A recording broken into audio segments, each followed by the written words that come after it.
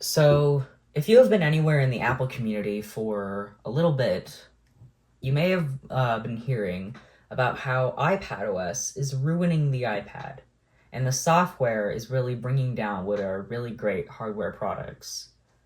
And this is especially coming off the heels of 2 days ago, the May 7th event happened and was actually really good. It was a really good event, but that's not the point. The point here is that the new iPads really strengthen this problem of the iPad currently, of how iPadOS is not really bringing, like, it isn't really unlocking the iPad's full potential. And now I don't have any sentence for this that's like, I think this is this. Um, it is a really big issue that is very complicated and has to be taken from multiple perspectives. But we're here on the iPad Pro website, so we'll just go in here. Now, don't get me wrong, these iPads are technical achievements. Like 5.1 millimeters is insane, and an Ultra Retina XDR, I'm sure, looks amazing and fantastic.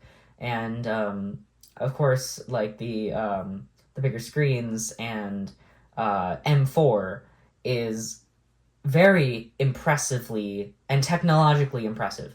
But my real issue, or I guess other people's issue, is that iPadOS is still not good enough.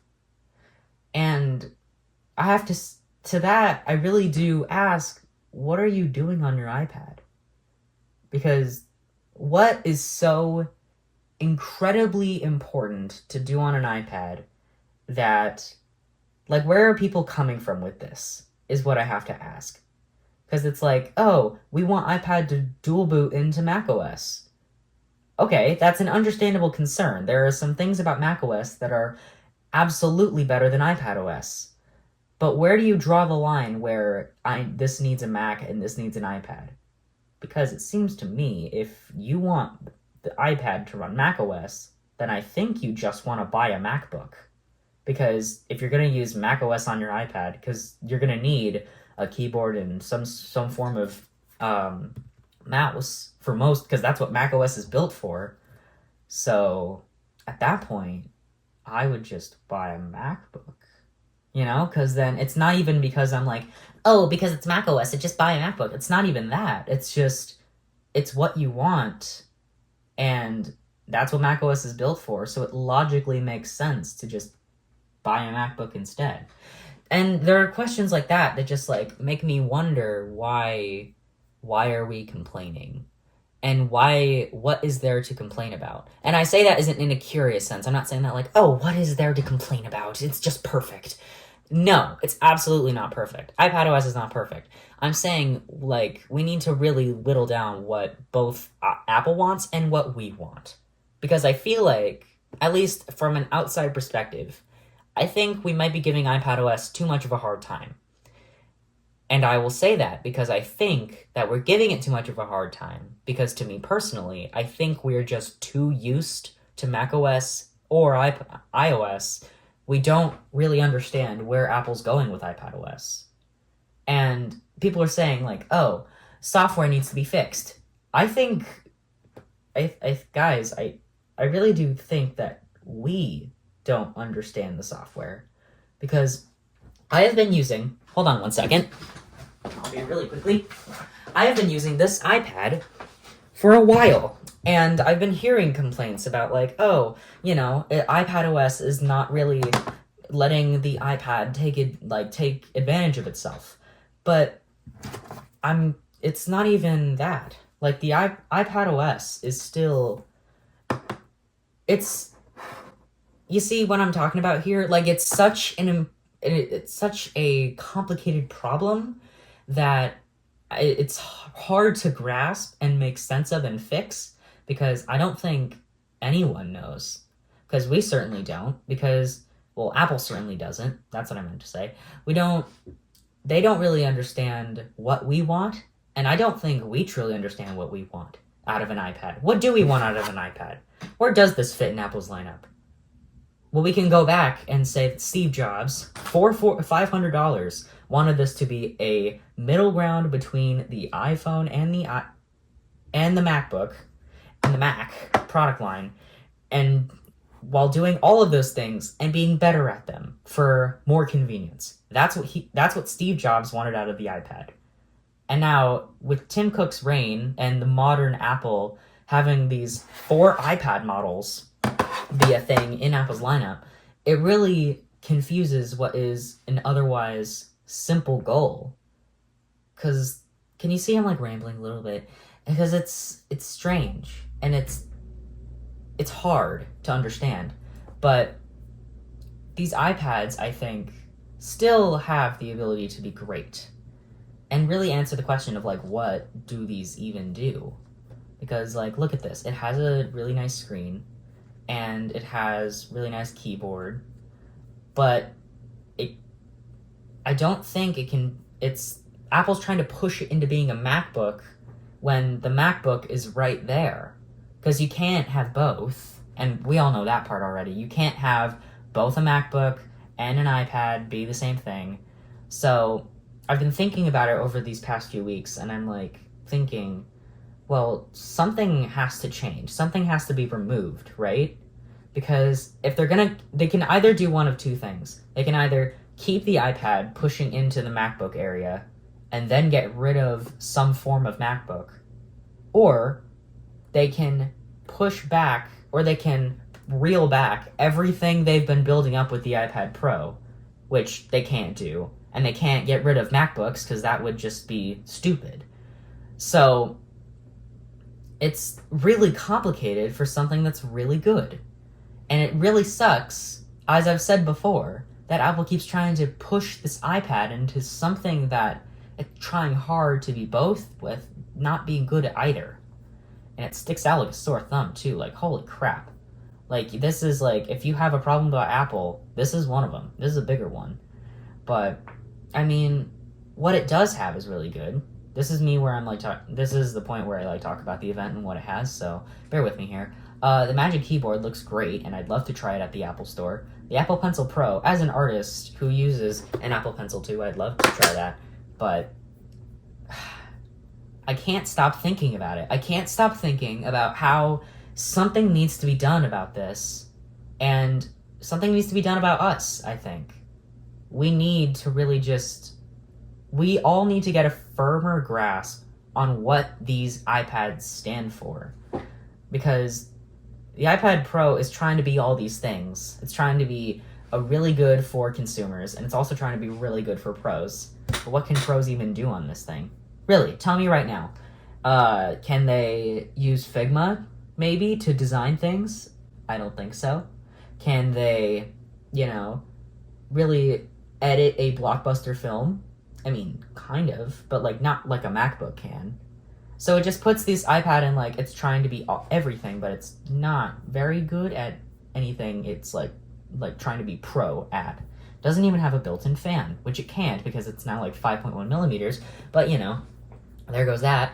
And I had predictions for this event where they would try to like market this new iPad Pro as a really good content creation machine where you can kind of like your iPhone, take the iPad, shoot, and then take that very same iPad, edit in Final Cut Pro, and then export it with that on a bigger display, and you would get it all done in one with the camera. So you wouldn't even have to have a separate phone and MacBook.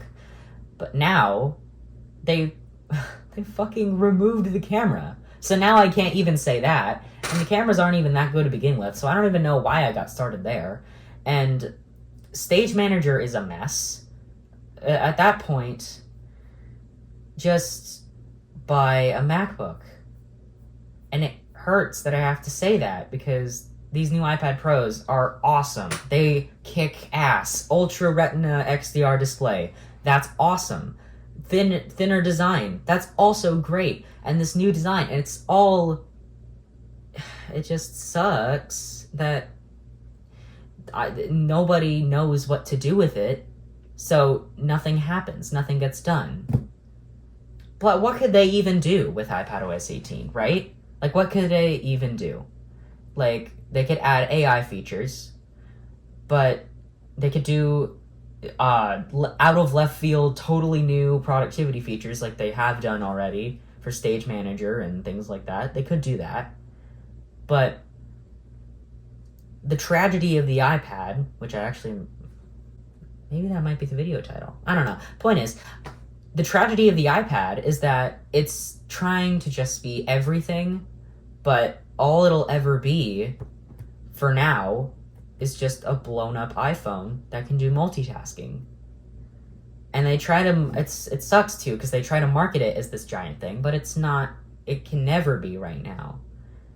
And it just puts... I'm imagining the iPad lineup as this really stretched piece of fabric that's being pulled from all these random angles, and it's still a blanket. You can still sit in it, but it's not going to be as comfortable as something like an iPhone hammock or a MacBook blanket.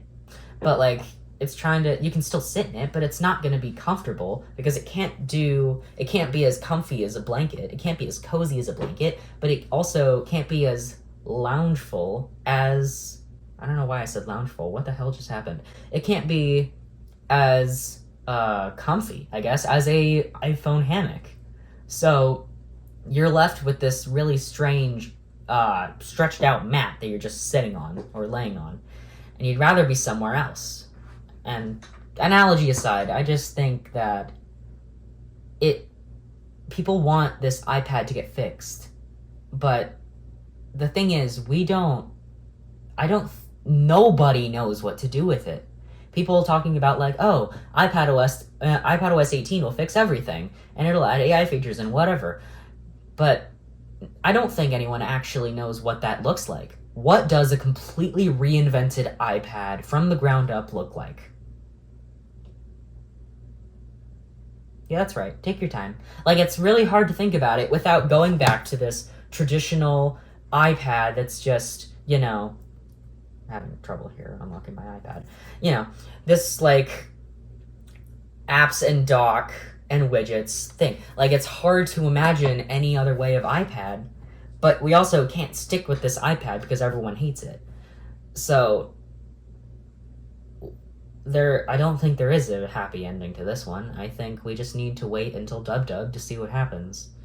But, I mean, these new iPads are really good, at least. Like, I would totally buy an Apple Pencil Pro and iPad Air. But not only do I also have this, but I also just, like, wouldn't know what to do. But also, the video is not over yet. The video is not over yet because there are people who just enjoy the iPad, which is something that most Apple fans are, like, confused about. You see, we complain about the iPad because we complain about the iPad. Nerds. Me. Apple fans. They complain about the iPad because they really care about the iPad. Actual people in real life who just use an iPad for an iPad love it. So, you have to add that into it too. Because it's like, if you reinvent the iPad from the ground up, then where does that put Apple fans? Apple fans will get angry about something, always. And then also, people will also get angry. Regular people will also get angry because they're going to be like, what happened to my iPad? It looks completely new. I don't know what's happening here.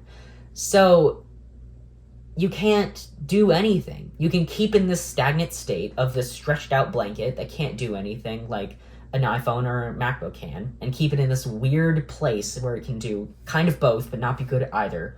Or, the only other option I see is nothing. Or self-destruction. Either one. But it's this completely twisted up tale of this iPad that can't do anything good, but isn't bad. Well, that depends on your perspective, but I don't know. It hurts my brain thinking about these iPads, if you couldn't tell. But I guess we'll just have to wait for WWDC. And we'll have to wait to see what they can do, what Apple can do to salvage what people care about this iPad for. And my bets are on them doing nothing. Thanks for watching. This was kind of a bummer rambling sesh. More videos somewhere on the screen here. I'll figure it out. But Um, see you in a month. In the meantime, I'm going to be drawing on this new iPad all the time. I love making good financial decisions right before Apple events.